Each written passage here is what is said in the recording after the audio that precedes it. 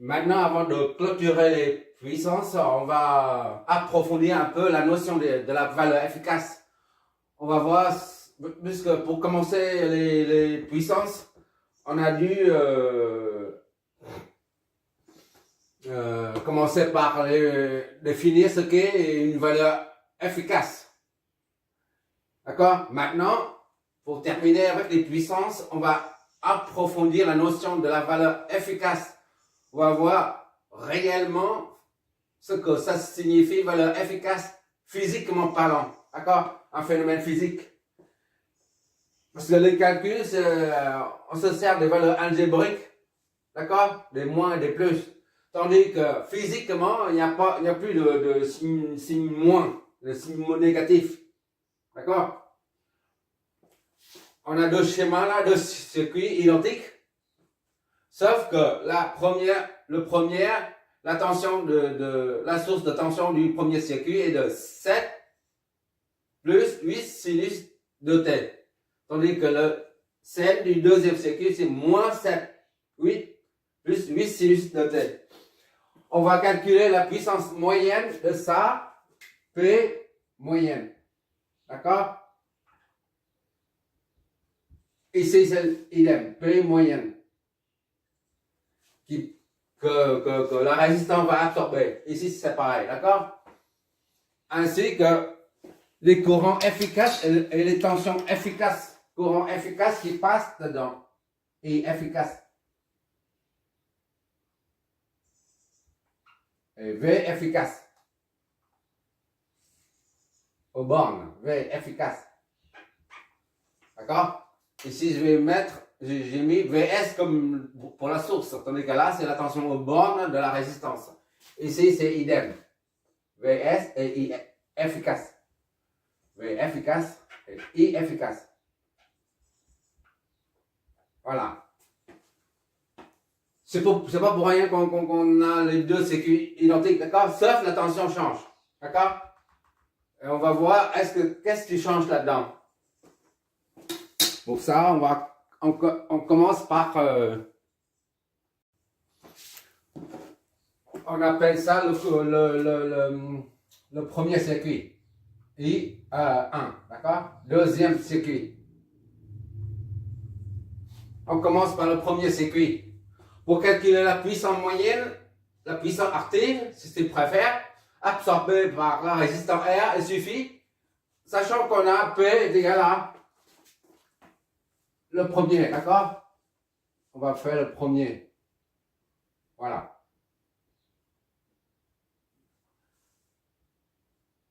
P, je ne mets pas moyen, hein, mais P c'est suffisant. C'est sous-entendu. P c'est pour la puissance active, tandis que Q c'est pour la puissance réactive, d'accord? Donc je mets P dans cet exemple pour simplifier. Parce qu'on a que la P à trouver. La puissance est égale à RI au carré. D'accord? Déjà, P est égal à UI. D'accord? Or, U est égal à RI. C'est-à-dire, I est égal à V sur R. Et par conséquent, P est égal à, on injecte I dedans. V et V sur R, d'accord? Donc P est égal à V au carré sur R, d'accord? La tension aux bornes divisée par, la tension aux bornes au carré divisée par la résistance. Or, on sait que ça, c'est la puissance moyenne, on a démontré on a utilisé plusieurs fois. La puissance moyenne, c'est V efficace fois I efficace fois cosinus phi V moins phi I. Tu te rappelles? Ou alors, S cosinus de phi V moins phi I. C'est du pareil au même. Ça représente ça. D'accord? Bon, ça c'est la formule classique que tout le monde connaît en cours en continu. D'accord? Donc, c'est cette formule qu'on va utiliser.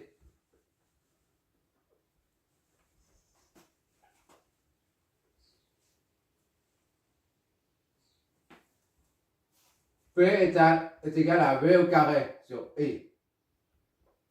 sur R.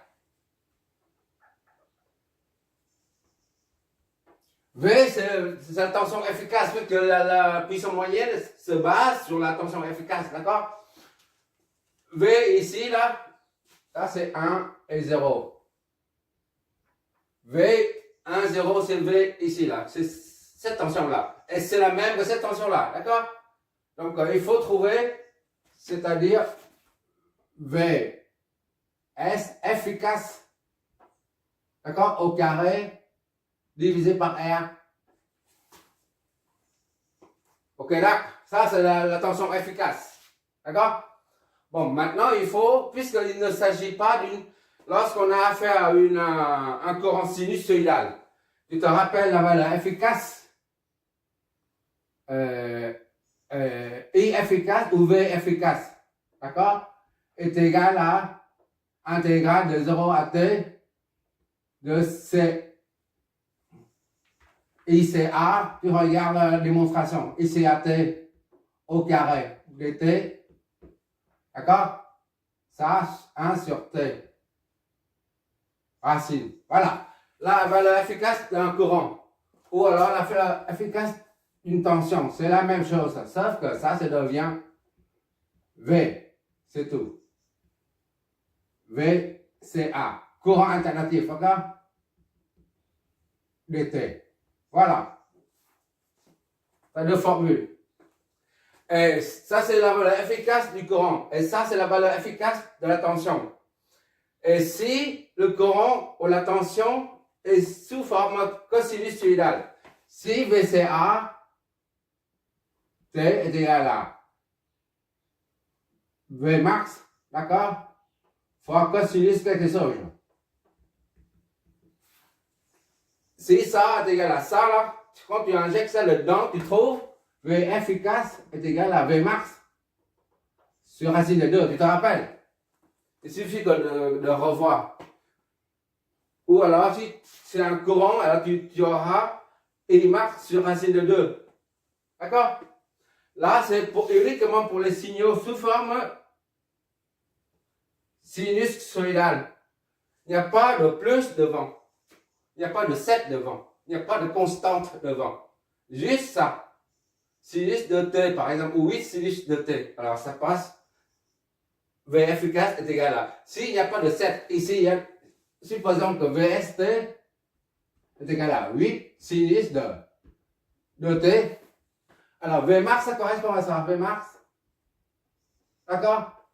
Donc, il suffit de VS efficace est égal à V max sur racine de 2.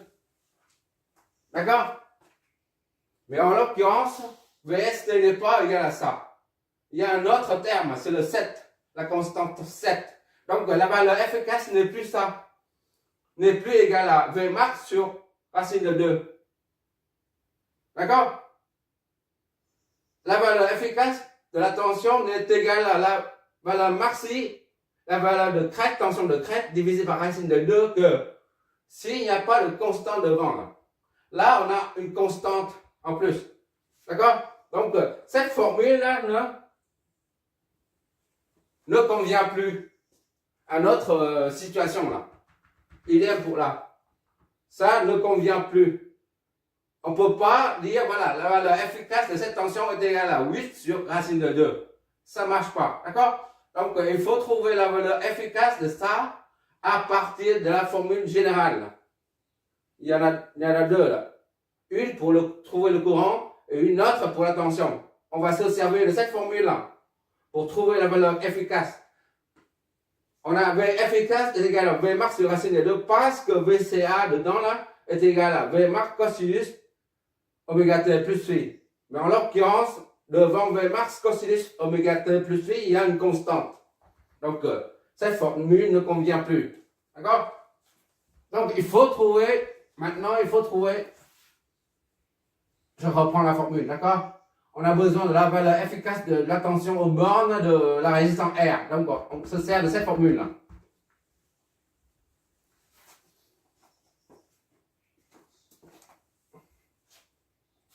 Ça, c'est valeur efficace. A. V. Efficace On reprend la formule générale, est égal à racine 1 sur t, 0 à t, d'accord? Vs t, d'accord? Au carré dt. Tout ça, racine de 2. Il suffit de remplacer la formule qu'on a établie, c'était Vf est égal à 1 sur t, 0 à t, VCAT dt. D'accord? On a écrit tout à l'heure. Maintenant, il suffit de remplacer ça par la tension qu'on a ici, là. D'accord? C'est pas compliqué, j'espère. C'est juste une application, l'application de la formule efficace. Bon, maintenant, on va remplacer VST dedans. C'est-à-dire tout ça, on injecte dedans, on fait l'intégrale, et puis on en déduit la valeur efficace. D'accord? Et une fois on a la valeur efficace, on l'élève au carré, divise par 2 par la suite, et ça nous donne la puissance F moyenne. D'accord? Avant de remplacer la VST au carré par sa fonction VST là, il y a une remarque à faire à propos de la formule de la valeur efficace. Tu vois bien ici que c'est 1 sur la période t. D'accord? Et l'intégrale se fait aussi de 0 à t. Si tu prends t est égal à 2pi. D'accord? Tu fais l'intégrale de 0 à 2pi. Et tu divises par 2pi. Parce que t est égal à 2pi. Mais si tu prends, au lieu de 2pi, tu prends période à pi seulement. Et après, tu as fait l'intégrale de tout ça là, de 0 à pi seulement. Et après, tu divises par pi simplement. Pas de t. Pas de pi. D'accord?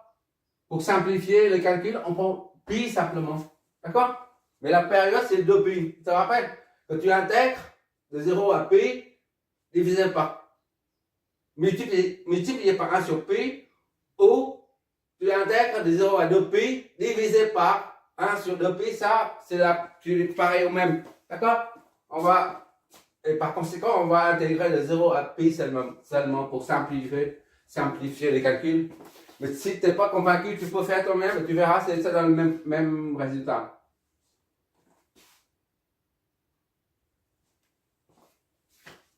Bon, maintenant, il faut injecter le signal dedans.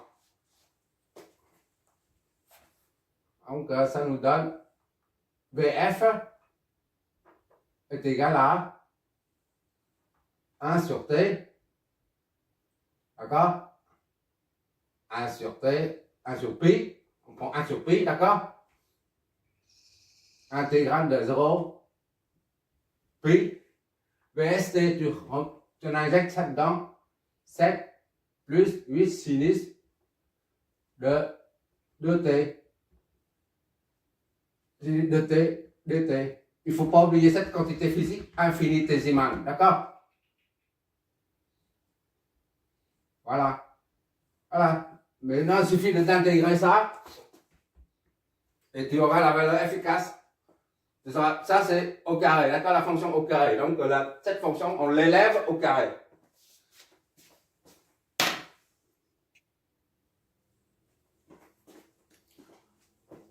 On va développer ça.